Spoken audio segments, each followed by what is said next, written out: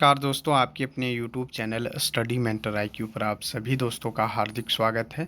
झारखंड नियोजन नीति पर विवाद, इस पर आज विश्लेषण करेंगे। क्योंकि झारखंड नियोजन नीति अभी हाई कोर्ट के बाद सुप्रीम कोर्ट में फंसी हुई है और रघुवर दास की जो नियोजन नीति थी उसमें कुछ त्रुटि थी, लेकिन उसे 2018 में संशोधित करके सुधार लिया गया था। और सुधारने के बाद ये झारखंड के स्टूडेंट के लिए हित में नियोजन नीति बनाई गई थी, जिसमें से आप जानते ही होंगे कि झारखंड में जो झारखंड सचिवालय की बहाली निकाली गई थी, वैसे ये बहाली बहुत भूतपूर्व की है, लेकिन इसमें झारखंड के ही स्टूडेंट को इसमें 100% अप्लाई किए थे। और झारखंड सचिवालय के अलावे excise constable, special branch constable, ये तमाम भर्ती जो निकाली गई थी और एएनएम की भर्ती, ये सिर्फ झारखंड के 100% अभ्यर्थियों ने फॉर्म को भरा था। 100% झारखंड के वासी जिनका यहाँ निवास स्थान 1985 के बाद का है, जो यहाँ 1985 से रह रहे हैं, उसके आधार पर इन्होंने लागू किया था 2018 के बाद संशोधित करके। लेकिन इस नियोजन नीति को झारखंड सरकार ने रद्द कर दिया है और हेमंत सोरेन सरकार ने पिछले 3 अगस्त को नई नियोजन नीति पेश की है, जिसमें 10वीं और 12वीं झारखंड से जो अभ्यर्थी किए हैं उनको वरीयता दी जाएगी तृतीय एवं चतुर्थ वर्गीय कर्मचारियों के लिए। और यहाँ पर जो खतियान आधारित नियोजन नीति थी उसे हटा दिया गया। नियोजन नीति में यदि कोई अभ्यर्थी झारखंड के अलावे झारखंड के किसी अन्य राज्यों के अभ्यर्थी झारखंड से मैट्रिक और इंटर पास कर जाते हैं तो यहाँ के फॉर्म को भर सकते हैं, तो एकदम खुला छूट हो जाता है। जबकि झारखंड के रघुवर दास ने जो नियोजन नीति बनाई थी उसमें भले ही त्रुटियाँ थी, लेकिन उसे बाद में सुधार लिया गया। ऐसा हम नहीं कर रहे हैं, ऐसा नियोजन नीति में साफ साफ लिखा है। और आपको वक्तव्य सुनाना चाहूँगा एक विधायक का, जो बीजेपी के अमित मंडल हैं, उनका। रघुवर दास की नियोजन नीति आज की डेट में भी स्टैंड कर रही है और सरकार इस चीज को मानती भी है कि हम पुरानी नियोजन नीति के आधार पर ही काम कर रहे हैं। रघुवर दास के सरकार में जो नियोजन नीति बनी थी उसमें एक त्रुटि जो थी वो 13-11 जिलों की थी, जिसको हम लोगों ने कमेटी बनाकर सॉल्व कर दिया था। और आज की डेट में 13-11 का जो मसला है हम लोगों ने नियोजन नीति से हटा लिया है, वो अभी ठीक है। ये अलग बात है कि ये कोर्ट में मसला है 13 जिलों के आरक्षण का। ये संवैधानिक जो ढांचा है भारतीय संविधान का, उसी के आधार पर 13 जिलों को रिजर्व किया गया था, वो अलग मसला है कि वो कोर्ट में है। लेकिन हम लोगों की बनाई हुई नियोजन नीति के आधार पर ही हाई स्कूल टीचर्स की नौकरी हुई। पीआरटी हिस्ट्री जिसको आपने प्रमुखता के साथ अपने चैनल से दिखाया है, वहां पे भी लोगों ने कहा है, बच्चों ने कहा है कि जितने लोगों की नियुक्तियां हुई पीआरटी हिस्ट्री में 650 के आसपास सभी स्थानीय है, 90% उसमें स्थानीय है, जबकि वो 11 जिलों का मसला था। तो मुझे ऐसा लगता है कि राजनीति करने के लिए उस समय में हेमंत सोरेन। तो ये गोड्डा के विधायक अमित मंडल थे, जिन्होंने कहा कि रघुवर दास की सरकार ने एक कमेटी बनाई थी, बावरी कमेटी, और उसमें इसको सुधार कर लिया गया था।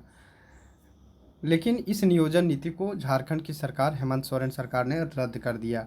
जैसा कि आप सभी अभ्यर्थियों को पता है कि एक्साइज कांस्टेबल और स्पेशल ब्रांच कांस्टेबल के जितने भी अभ्यर्थी फॉर्म को भरे हैं, सिर्फ झारखंड के जो स्टूडेंट हैं वही अप्लाई किए थे। लेकिन अब जो है झारखंड के अलावे अन्य राज्यों के अभ्यर्थी भी इसमें शामिल हो सकते हैं, क्योंकि जिन्होंने मैट्रिक, बहुत सारे ऐसे स्टूडेंट हैं जो रांची और जमशेदपुर में रह करके मैट्रिक और इंटर की परीक्षा दिए हैं। बहुत सारे, जैसे औद्योगिक जितने भी राजधानियां हैं, आपका औद्योगिक क्षेत्र जैसे धनबाद, बोकारो और आपका रांची, यहाँ पर जो है बाहर के बहुत सारे स्टूडेंट जो हैं वो यहाँ रहते हैं। और बिहार के हो चाहे यूपी के हो, बहुत सारे स्टूडेंट रहते हैं और वो इस फॉर्म को आवेदन कर पाएंगे। तो क्या झारखंड के विद्यार्थियों को 100% रिजर्वेशन तो फ़ायदा तो होने नहीं जा रहा है। और वहीं बात करें जो स्थानीय नीति, जो रघुवर दास की सरकार ने 1985 रखा था कट ऑफ का डेट, उसे अब ख़त्म कर दिया गया है।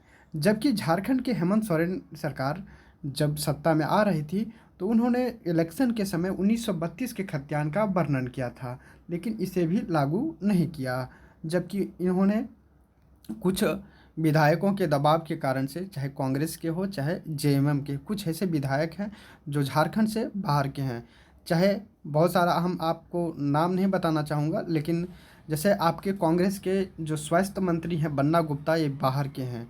आपके जो रघुवर दास को जो हराने वाले नेता थे सरयू राय, वो बाहर के हैं। तो ये तमाम नेताओं के चलते इन नियोजन नीति को 10वीं आधार पर बनाया गया है। जबकि हम जो दिखा रहे हैं फ्रेंड्स, कुछ ऐसे भी अभ्यर्थी होंगे जो झारखंड से बाहर होंगे, वो डिसलाइक तो ज़रूर करेंगे, लेकिन हम झारखंड के हित की बात कर रहे हैं, झारखंड के स्टूडेंट के हित के बारे में बात कर रहे हैं। झारखंड के स्टूडेंट का सब्र टूटता जा रहा है। चूँकि झारखंड की मुख्यमंत्री हेमंत सोरेन ने कल ही एक जवाब में कहा अपने सदन में कि अगले महीने नियुक्ति की प्रक्रिया स्टार्ट होगी। जब भी कुछ न कुछ अपडेट देते रहते हैं नियुक्ति के बारे में, नियुक्ति वर्ष होगी, नियुक्ति कुछ भी होगी, कुछ बोलते रहते हैं, लेकिन इसके बाद में कुछ वैल्यू अब नहीं रह गया। ऐसे स्टूडेंट को बरगलाने की कोशिश किया जा रहा है। तो देखते हैं क्या कुछ होता है। चूँकि झारखंड की नियोजन नीति जो मुख्यमंत्री हेमंत सोरेन ने बनाई है, वो थोड़ा सा इसमें तो त्रुटियाँ ही है।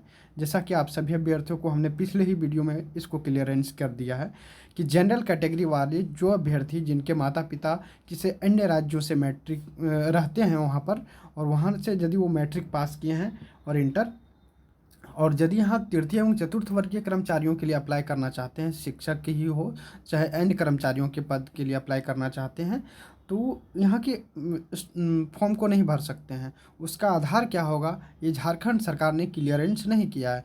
जबकि अन्य जो कैटेगरी है, चाहे ओबीसी, एसटी, ईडब्ल्यूएस कैटेगरी के लिए इन्होंने, झारखंड सरकार ने क्लियरेंस किया है कि उसको जातीय आधार पर आरक्षण का प्रावधान कर दिया जाएगा। लेकिन जनरल कैटेगरी का तो उसका जातीय प्रमाण तो बनता नहीं है, तो इसके आधार पर तो कह नहीं सकते हैं, और इसमें झारखंड सरकार को क्लियरेंस करना चाहिए था।